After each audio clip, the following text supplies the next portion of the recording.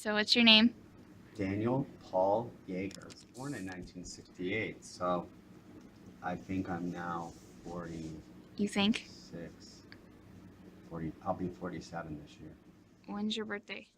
October 25th? Oh, um, so close to Halloween, right? Yeah, That's yeah, cool. close and close. Like a cusp, between Libra and Scorpio. Oh I'm a yeah, Scorpio. that sounds awesome. Apparently, it's something. Oh yeah, Uh, okay. yeah. So what was your childhood like? It, this is where I said, do you mean like was it happy or not? Yeah, it was happy. Uh, my brothers were a couple years, 2 and 3 years older than I, so I wasn't really allowed to play in their reindeer games. Apparently, they were really kind of mean to me when I was a baby. Like they would mess with my face and stuff until I cried, and then run away. And mom and dad thought I was like really, uh, I don't know, like Like emotional? yeah. And it was because my brothers were like messing with me. So I ended up spending lots of time with my little sister, who's 2 years younger, and had lots of friends and stuff. Really? Yeah. What was your best friend? Well, in like grade school, it's hard to say. I mean, at one point, another kid named Dan was my best friend, and I fell through the ice once when I was showing off. I was standing on the lake and fell through, and he like grabbed a branch and pulled me out of the water. And then we told my mom that we were playing in the snow and I got all wet. And she didn't know until I was like 22, 23 that I'd actually fallen through the ice. She was not happy. How'd she find out? I just told her. It was one of those nights we were sitting around at the dinner table and we started talking about stuff that had happened when we were kids and we started fessing up to all the stuff we'd done. That sounds fantastic. It was pretty fun. You learn a lot. Are you still friends with your high school best friend? No, I have no contact with him. Was he mean to you? No. It was like I had a core of friends that I was really tight with until I started working. And when I started working, I, I worked about between 20 and 24 hours every weekend. So I worked Friday, Saturday, Sunday, and um, that meant that I wasn't really available to do anything on the weekend, and that's when friends hang out and stuff. And so I just ended up becoming closer to the people that I worked with, and we all had the same schedule, so we'd hang out more than I did with my original, friends, my long-term friends. So like the only person that I have any contact with from high school is someone I worked at Little Caesars with. That's what that was your first job? Yep, Little Caesars. They have nice pizza. It's cheap and It's it's yummy. filling, so I like it. I still like it. Sometimes I have to have a Little Caesars. I'll run by there and get one. So yeah, you're a German teacher, right? Yes. Yeah. So how did you know you wanted to be a German teacher?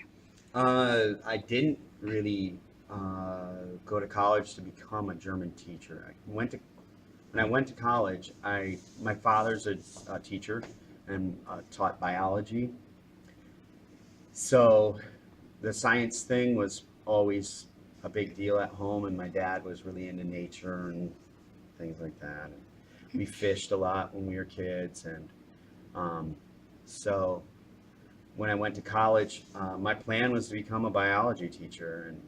And my first year in college, my advisor, they took all the freshmen and just divided us up. I went to a really small school called Kalamazoo College. They divided us all up and just gave us to these professors around campus, and those were our first advisors, regardless of what we were interested in. And I happened to end up with a German prof as my advisor, and I had him for class as well. My first um, term, and he one day we were talking about the future and what my plans were, and he said, you want to be a teacher? And I said, yeah. And he said, well, don't you think you should, you should, it's great that you have this science major, but he said, you should really have a solid minor because, sometimes you're going to have to teach in your minor. Or if you, if you can teach another subject, then you've got a better chance of getting a job. And so I was already in his German class, and he says, and you're good at German. You're already really far along, and you seem to like it. And he said, why not do that? And so that's what I did. I ended up double majoring in science and German, and I actually have more credits in the German than in my sciences because I just got sick of the science. Some of the chemistry was just, it wasn't the chemistry that was the problem. I had some of the worst teachers in my career were professors. I mean, they don't have to have any training or anything to be teaching to teach, and so they're oftentimes some of the worst teachers you'll ever see. That was my experience. That sounds horrible. Yeah, it's not much fun. Doesn't sound like it. There's a reason why I stopped the science thing. But you're also an aerospace teacher. Yeah, a few years ago, German numbers at the middle school were not great, and so the school district decided to get rid of the German program at the middle schools. And because of that, I didn't have, the numbers coming into the high school like I had, and so I had, a part-time job teaching German, and they, wanted to keep me here because I made it clear that I wasn't going to stay if it was a part-time job. And they had looked at my certificate and what I was certified to teach, and informed me of what I was able to teach, which was basically nothing that they were going to have me teach. And so I had to go back to school and take classes to, qualify to teach the earth-space stuff. And that was a hassle, and it cost a lot of money, but I really enjoyed it. I really liked the subject matter, and it's my dad's master's degree is actually in geology from Ball State, and so I was, I was interested in that stuff before I ended up having to teach it. Where was your first teaching job at? Bemidji, Minnesota. It's about 3.5 hours north of the Twin Cities. It's about 3 hours from Duluth. It's about 3 hours from Fargo, North Dakota, and it was about an hour and a half from the Canadian border. So it's right up in the middle and nothing. We bussed in an area like as big as the state of Rhode Island was the area that we bussed people into school from, and we were situated between three Indian reservations, so there were a lot of Native American kids at school as well. So you've actually been to Germany. Yeah, I've been to Germany. And why did you go to Germany? The first time I was a senior in high school, and I'd taken 4 years of high school German, and that was just, I wanted to go. And because I was going, my sister was taking German too. My parents let her come along, and so we went on a school trip to Germany, and that was the first time. Then the second time was my senior year in college. I went to the University of Bonn and studied there for over a semester. Lived with a German family. Was it hard to adapt to living in another country? We'd already prepared ourselves. We'd had classes about the differences in the cultures, and we'd been prepared pretty well for, the fact that what you'd have for breakfast here would be more typical for like an evening meal there. Like things we consider breakfast cereal or light meals that they might have at night, and for them, breakfast was like open-faced sandwiches, and most people would find that pretty bizarre. But I adapted to that really fast. I think for me, I was fortunate in a lot of ways because I I had a host family that the parents were 31 and 29, and and they had kids that were 3, 5, and 7. So I was like literally like the big brother in the family, and they really, included me in everything. So it was a good situation for most of the time.